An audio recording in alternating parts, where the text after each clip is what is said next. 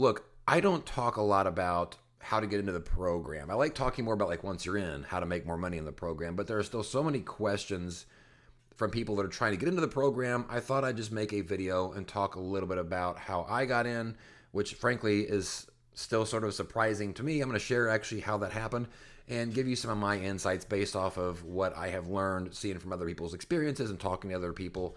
Give you some thoughts on what I would recommend being the best path forward to give you the best chance of getting in. I'm not going to talk about the social platform part, the part, because you have to sign up with a social media platform because, to be honest, it's a crapshoot. I mean, you got somebody that'll have a lot of followers or subscribers and a lot of engagement, and they'll get declined, and then somebody else will come in and weasel themselves in with a newer account and very little engagement or followers. So I'm not going to talk about that. I'll leave that up to you on which one you think is the best. But I mean, my recommendation there would be the one with the most followers and the most engagement. But I'm going to talk about the 3 videos that are necessary in order for you to unlock the on-site video commission thing, right? So if you want to earn money through Amazon videos, you have to submit 3 initial videos for them to basically review, and then they'll decide to unlock or decline you at that point based on that. I'm going to tell you what I did for my 3 videos and what I would recommend for somebody that's trying to get past that point in this video. If you don't know, my name is Rob. I've been in the Influencer Program for just over a year and a half. I'm here sharing my tips, tricks, and advice. These are things that I have learned along the way, both good and bad, to hopefully help you make more money in the program. So if that sounds good to you, like it's in your wheelhouse, consider hitting the subscribe button. And if you get halfway through this video and you do find some value in it, or you just like me, I like to be liked, and I like likes. So hit that like button at that point if you do actually find that I provide some value. I do think that I am your Amazon influencer guy. Now, let me very quickly explain how I got into the program, my process that I use for my 3 videos. I didn't know what I was doing at the time, and I literally just took 3 of my YouTube videos that were review videos, and I uploaded to Amazon, and they got approved very quickly. At the time, I think that I had about 10,000 subscribers on YouTube, and I was quite active. I was very engaged with the people that were commenting on my stuff. So I had good engagement, but the videos themselves, they weren't Amazon specific. They were all frankly too long. They're like 7 minutes, maybe even over 10 minutes one of them was. It was me doing reviews, standing there talking about fitness equipment or whatever the thing was, but they didn't really follow like what you'd consider like a good Amazon shoppable video. I mean, I think at one point I was even like, hey, the link's in the description, like very YouTube-y, and they still made it through. I mean, they're still quality videos, but they, strangely for me, not thinking very much about it and not knowing what Amazon was looking for, I was just like, this is a good video. And it went through. So I want to start with that because I do think that a lot of people are overthinking what it takes to get those 3 videos approved. Here's my thoughts on if I was going to do it over, knowing what I know now, without overthinking it, what would I be doing like video-wise? Well, first, I would absolutely do videos with me, my face in the videos. I think especially with the massive influx of AI videos that are coming in, Amazon's really going to be wanting to make sure that people are real. And, it doesn't mean you have to do face videos forever, but I think that if you can establish that you are a human right off the bat with maybe some personality and whatever, I think that goes a long way with those first 3 videos. Whenever it comes down to some of the technical stuff, here's what I would say. Good audio is imperative, and so is good lighting. You don't have to be Martin Scorsese or Quentin Tarantino, right? You don't have to be doing like dramatic types of videos. In fact, I had a video not long ago where I'm like, stop over editing your videos. You don't have to do anything crazy. You can literally just set up a camera like this and, well, let me just take whatever this thing is. I'm like, hey, I'm talking to you today about this thing, right? It can be something as simple as this. I just have a couple of lights on here. I have this mic, but you can frankly use any mic that has a little bit of a good quality lavalier mic or something like that. This is the Hydra X, not Hydra X, that's not the right word. I forget what it's called, but it doesn't take a lot to get a little bit of quality. I don't recommend using like a native room light, right? So because they're usually kind of yellow, I wouldn't recommend using the native room sound because it's usually kind of echoey, right? So I do think that it's better if you have a little bit of a setup here just to allow yourself a slightly higher quality. Whenever you're shooting your videos, I highly recommend making sure that the product is front and center, the star of the show. I've seen a lot of videos before where somebody will be doing like something like this, and like, here's this product. And like looking at my screen right now, it's down here at the bottom. It's a very small part. I am a large part here. and they're going to go, so here's what this kind of looks like. And it's such a small percentage of the screen. For me, you want to be able to like really show the stuff up close. Make sure that the product stays centered as much as you possibly can. It's highlighted as much as you can, and the focus is there. Not like back here where like, this thing's awesome. There's a lot of me. No one cares. You know what I mean? Like, the less of me is probably gonna be better. It's still showing me that way you know that I'm a person, but I would much rather be like up here and go, so this is what this thing does right here, so check this out, and you take this out, and blah, blah, blah, blah. So try to really kind of focus and center the product that you're using and make sure it is the star of the video and that you're not stealing any sort of its glory, right? Or its thunder. Stealing its thunder, is that the right word?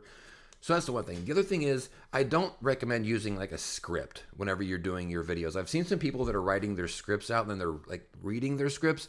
And although they might be written well, they don't come across very natural, which is a lot of like what AI ends up sort of sounding like. So for me, I think the best that you can wing it, you should try to wing it as best as you can. You need to have a little bit of an idea what the product is, what the product does, some of its features, etc. And that's what I do. I set my camera up and I'm like, so here's what this thing does. And I just kind of ad lib as I'm going forward, right? If I make a little bit of a blunder in the middle of it, or I might just, I'll fix it on the fly, right? If it's really bad, I'll edit it out. But like, be a person. Don't be afraid to like, stumble just a little bit or say something that's kind of silly or whatever it is. That's totally fine. And it's very, very relatable. Whenever you're doing your videos, speaking of relatability, what you're really trying to put across is how does this thing make the person's life better? What can you say to make them go, I want that thing? So, I might say something like, this might be a great gift for something, or if it's something I personally use, I'm like, here's how this impacted my life. I was able to, this is a backup pair of headphones for me, which has been great to have on hand because I keep forgetting my main headphones when I go to the gym. And if I don't have headphones, I'll leave. So this always kind of gives me a guarantee that I'm always going to get my workout in because I'll always have a set of headphones. It's just a little bit of like something, maybe that was a little bit long, but try to limit to like about 10 seconds or so of like how it's made your life better to try to provide some relatability to the person on the other side of it. Let me give you another example here. Let me just find something. I'm just going to say this remote right here, right? So this universal remote, I had lost my remote from my under desk elliptical, and I bought this thing because I wanted to make sure I could keep using my ellipticals, and this made sure that I could absolutely do that. I just told them why I bought this and what it did for me very quickly, which is why somebody's going to want a universal remote for their under desk elliptical. And then you just go into like, here's how this works. It comes with a battery. It doesn't come with a battery or something. But explain to them how the product is going to change their life in some way or there. Because look, if it doesn't change their life, if it doesn't make them happier, if it doesn't solve a problem, then why do they want the product? So a little bit of relatability can go a long way there. Time-wise on those first 3 videos, like I said, mine were extremely long. I think that shorter is not a good idea whenever it comes to your first 3 videos. You don't want to belabor, you're right, or is that the right term? You don't want to just sit there and blab and blab and blab, but for me, if I'm probably doing the first 3 again, I'm targeting probably between 2 and 3 minutes on my video time, right? I'm trying to like really give Amazon an opportunity to get familiar with me, to hear me talk, to see my video, to see my interaction, to see like my mannerisms. You know what I mean? Like, because like, I don't want to be like, hey, check out, say, look at this. It's like, you want to be like a normal person, right? You want to feel like you're easy to listen to. You're easy to look at. That brings me to another point where presentation on these videos is just like any other presentation whenever you're out in public or if you're trying to get a date or whatever it is. Don't be hard to look at. Like Gussie, I'm wearing a backwards hat and a t-shirt right now, which is a lot of times what I'll wear, but I'll make sure that I stay shaved up, up here and up here. You know what I mean? I don't come in here with my hair all messed up. If my hair's messed up, I'll throw on a hat just to help kind of keep it tidy, right? So you want to make sure that like you're not coming in with like your pajamas on and doing videos. You want to be somebody that looks like an influencer, right? That's the whole point of this. Is you're supposed to be somebody that somebody else will be influenced by. So make sure that you do put a little bit of effort into your presentation. Now, what types of products should you target whenever you're doing those first 3 videos? So I would stay away from anything related to like supplements. I wouldn't do anything supplement, protein, whatever the pill or capsule is, fat burners. I would stay away from all of that stuff because it's too close to like what they would consider medical advice. A clothing option would be really good. Clothing's nice because again, you're trying something on. They can sort of see you. Like if it's a shirt, they can see more of you. If it's pants, they can see sort of your pants, and they can see your mannerisms whenever you're on screen. You could do something else where it's more up close, like something like this, like maybe some headphones, right? You just like, hey, so I just want to show you these. And like, here's how these sound. Let me actually do a demonstration because they have a microphone on them usually. So something like electronic is not a bad idea. A toy, right, would be a good idea. Don't put children in it. Like putting children in your video, Amazon's got a bunch of rules for that. So don't do that. But maybe a toy and just like, I picked this up for a birthday present. Really excited about this. Let me actually show you how this works or something along those lines. But I'd stay away from like food. I'd stay away from supplements. I would stay away from anything health related, not like fitness equipment, not like workout stuff, but like blood pressure sensors or anything like that, or anything that has to do probably with like the body, like and the body doing something, right? So like hey, you'll snore less with this thing. Like probably stay away from anything that has an impact on your body. Other than that, I think everything's pretty much stay away from probably anything related to like hunting or guns. One other thing that I wanted to mention and actually go back to was when I talked about the framing before. I have seen some people that will set up a camera in a room, a big room, and not only is the product kind of small, but they're way back here talking about the product. And you can see a ton of the room, right? So it's like, you can almost see like their entire room that they're in or their kitchen or their house. I could see their ceiling, for crying out loud. You want to make sure that not only is it that this is framed well, but like right now, like this, I am framed well. I'm in the middle of the screen. You can see the top of my head. You can see sort of like a good part of my body. So make sure that not just the product, but you are also framed appropriately, right? Now, if you want to move yourself over to the side and give this thing like that, totally fine with something like that. I actually do a lot of my videos where it will look a little bit, well, I don't have it set up, where I'll do like a picture in picture. So you'll see this right now up in the corner, and then you'll see me doing a hands demonstration with the product down below. But just make sure that framing, that this always has the highlight. You're the secondary star in the show.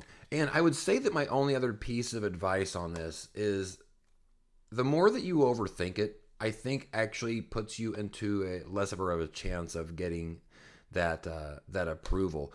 The more that you think it, you go back through. It's almost like you're trying to make it too perfect, and that's really not what Amazon is looking for. They're looking for people that relate to people. They want you to be somebody that's not perfect, because people aren't generally perfect. They want you to be somebody that can be watched and somebody goes, I feel what they're saying. I get that person, like, and make purchases based off of that.